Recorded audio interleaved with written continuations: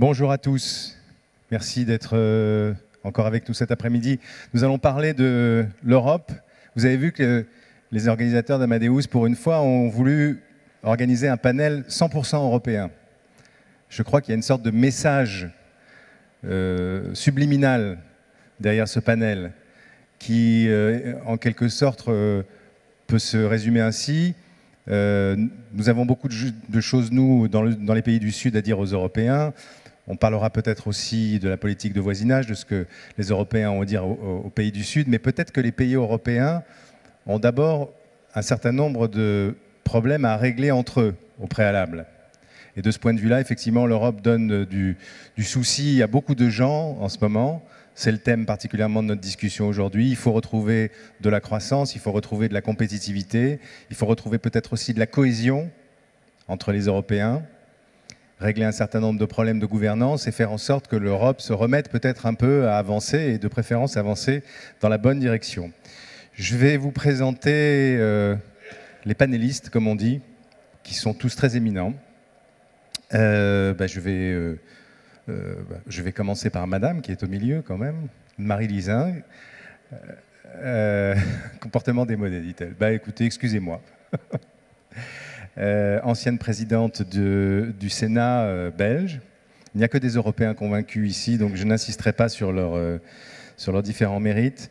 Anne-Marie Lizin, je vous passe la parole pour, au fond, la même question aussi. M. Zapatero nous a dit, au fond, l'Europe a été prise par surprise par cette crise. Et ça a révélé, au fond, ses défauts originels. Bon, voilà. Quels sont, de votre point de vue, les problèmes qui sont à régler, qui sont encore devant nous ? Et est-ce qu'on a les moyens de le faire, sachant que c'est très joli, renforcer l'Union européenne, etc. Encore faut-il qu'il y ait volonté d'aller de l'avant ensemble. Merci. Voilà. Et merci aussi à Amadeus et à vous tous pour écouter ce débat. C'est vrai que pour nous, le Maroc est certainement un des interlocuteurs qui est important dans la perspective de développement. Mais pour vous expliquer d'où vient mon intérêt pour l'Europe, j'ai été secrétaire d'État aux affaires européennes de la Belgique pendant 4 ans et à la fin des 4 ans, nous avons signé le traité de Maastricht en 92. Et donc, il faut rendre la justice à Jacques Delors et à l'équipe qui, à ce moment-là, arbitrait la Commission européenne entre France et Allemagne, puisqu'à Maastricht, on avait sorti en quelque sorte déjà la Grande-Bretagne de l'accord. On a réussi à ce que cette monnaie unique soit installée dans le traité en 92 pour être appliquée 10 ans plus tard. Et cette monnaie unique est la clé, en fait, de ce qu'est vraiment l'Europe. Et de la méfiance des Anglais, bien sûr. Alors, en 5 points, je voudrais vous dire qu'est-ce qui me paraît aujourd'hui essentiel pour l'avenir de l'Europe et donc aussi la continuation du développement et de la croissance des pays voisins, parce que je pense que ça fait vraiment partie de l'enjeu. Tout d'abord, pour moi en tout cas, mais c'est vrai que tout le monde ne peut pas le partager, je crois qu'en fait, la croissance maintenant est complètement dissociée de la création d'emplois. Nous avons eu des programmes de croissance dans différentes parties de la Belgique qui ont abouti, pour plusieurs milliards en dépenses, à la création de 10 emplois. Ça, c'est à peu près la norme. Ce qui veut dire que cette relation-là n'existe plus. Et donc, pour les jeunes, il y a une sorte de méfiance profonde par rapport à ce que peut donner, quelle est la perspective qu'ils peuvent avoir s'ils ne sont pas des ingénieurs. nous formons tous nos jeunes. Nous ne formons pas que nos jeunes ingénieurs ou mathématiciens. Notre objectif, c'est évidemment de former toute la population jeune. Et nous n'avons pas encore retrouvé un véritable projet pour l'Europe. Il faut réenthousiasmer aussi toute cette jeunesse par rapport à ce qu'on est en train de faire. Si vous regardez, disons, la carte de cette Europe et de ce territoire, deuxième chose importante, vous avez un territoire qui, évidemment, comprend la Russie et vous porte jusqu'à la Chine, sans interruption.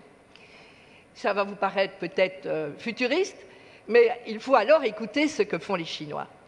Les Chinois exposent, partout où vous les invitez, qu'ils sont en train de faire un très grand programme d'investissement sur la route de la soie. Oh, vous vous dites, c'est un peu exotique, c'est Scheherazade. Pas du tout. La route de la soie, elle va jusqu'à Birmingham, elle va tout au bout dans leur tête. Et ce qui est très intéressant, c'est qu'ils l'ont présenté un jour devant un public russe, j'avais le plaisir de participer, et ils ont dit aux Russes, mais vous savez, nous, ce qui nous intéresse, c'est l'Europe de l'Ouest, parce que, je suis d'accord avec ce que vous avez dit, l'Europe de l'Ouest aura des niveaux médiocres pendant encore beaucoup d'années du taux de croissance. Mais c'est un taux de croissance par rapport à un niveau économique de bien-être et de vie, de dépenses tellement élevé qu'elle intéresse la Chine. Et que, bien entendu, c'est là que nous allons trouver le véritable partenaire territorial. Nous ne pouvons pas nous passer à long terme de la Russie. Sinon, nous jouons dans un jeu qui n'est plus un jeu dans l'intérêt de l'Europe, mais séparer l'Europe de la Russie ou créer, disons, des frontières qui soient insurmontables pour des raisons politiques, ce sera une erreur économique profonde de l'Europe. Tout comme ce serait une erreur de ne pas s'intéresser au développement africain. Et donc, vous avez vraiment, dans cette démarche aujourd'hui, la possibilité d'avancer sur plusieurs années positivement. Encore faut-il en déduire un comportement par rapport aux investissements, un grand programme d'investissement. L'Europe dit nous allons le faire et je pense qu'ils vont essayer de le faire. Mais celui qui va nous aider, ce sera celui qui viendra de la décision chinoise et ce qui, quand même, on l'espère, continuera d'être une véritable pression, c'est que par rapport à la crise de 2008, il faut rappeler que si on parle tellement de cette crise, c'est une crise bancaire. Quand on revient au traité de Maastricht, on crée l'euro.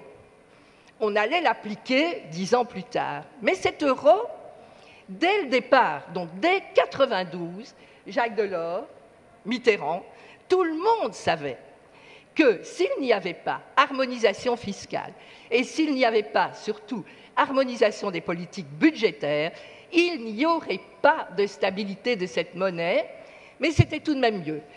On doit rappeler quelque chose.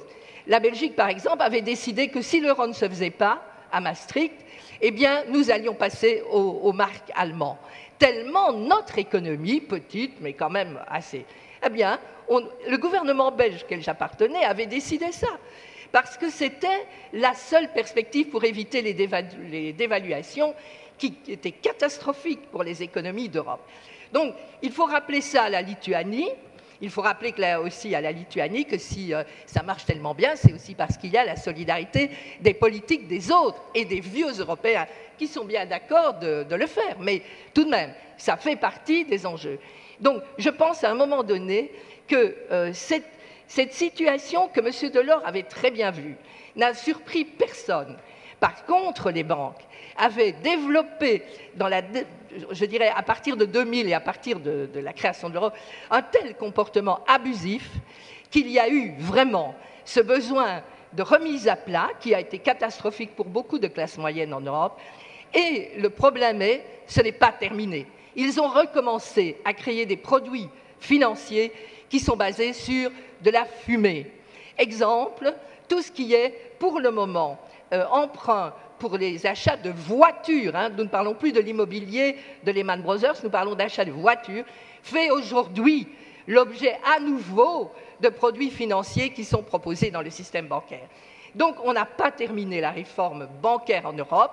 Si on veut éviter un deuxième drame comme 2008, il est important de continuer ce contrôle des banques et de continuer aussi à ce que je dirais, le fait que, non pas les banques, mais parce qu'on dépersonnalise, mais les banquiers gagnent tellement d'argent aujourd'hui sur les populations d'Europe que ces abus-là provoquent de véritables sentiments d'injustice quand on voit à côté de ça qu'on diminue les allocations de chômage, qu'on diminue toute une série de règles de vie des gens. Et donc, il n'y aura pas de continuité vers la diminution des budgets sociaux s'il n'y a pas en même temps changement plus profond du comportement des banques en Europe. Et cela, c'est... Madame Lagarde disait dans un dîner à Paris il y a une semaine quelque chose d'intéressant. Elle disait, bon, les fonctions bancaires ont repris leur travail et avec un peu de chance, ça peut bien se passer. Alors, tout est dans le avec un peu de chance. Il y a beaucoup de choses dans ce que vous venez de dire, Anne-Marie Lizin. Anne-Marie Lizin.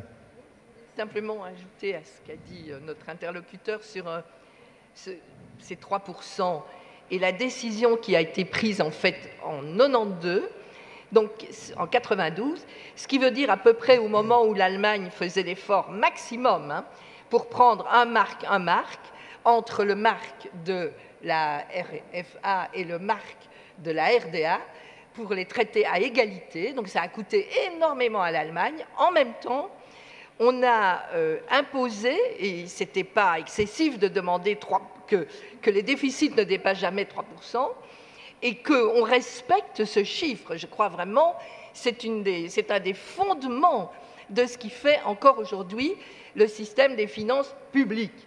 Mais le véritable problème est apparu dans le doute sur la monnaie, en plus des actions de sabotage, quelque part, qui viennent en fait de ceux qui ne sont pas dans l'euro et qui sont à l'intérieur de l'Union européenne, à savoir spécialement de la place de Londres. Mais objectivement, c'est le système privé bancaire qui a créé le doute. Et donc, on aurait tort de penser uniquement en termes de discipline budgétaire publique, mais je pense qu'il faut l'appliquer. Et donc, le pacte de stabilité est venu renforcer, en fait, une condition qui était déjà en 92 dans les textes et qui avait été effectivement demandée par l'Allemagne. Mais je suis d'accord avec l'idée qu'on a tellement demandé à l'Allemagne qu'aujourd'hui, notamment à cause de l'impact des sanctions russes, des sanctions à l'égard de la Russie, on se retrouve avec une Allemagne qui participera moins qu'avant au développement du reste de l'Europe territoriale. Alors, et on aura toujours l'Angleterre qui continuera, et la place de Londres en particulier, qui continuera à présenter une sorte de compétition et de concurrence malsaine dans l'Union européenne. L'union bancaire, elle existe, oui ou non? Anne-Marie Lizin. Simplement le débat sur le gaz de schiste, évidemment, nous on le joue plutôt, nous en Belgique je veux dire, on va le jouer beaucoup plus dans la négociation avec les États-Unis. Quand M. Obama est venu pour une des toutes grandes réunions de l'OTAN au moment de la crise ukrainienne, en fait, l'élément principal qu'il voulait débattre, c'était pas trop, c'était le remplacement et l'arrivée de M. Stoltenberg à l'OTAN, mais c'était surtout vendre le gaz américain.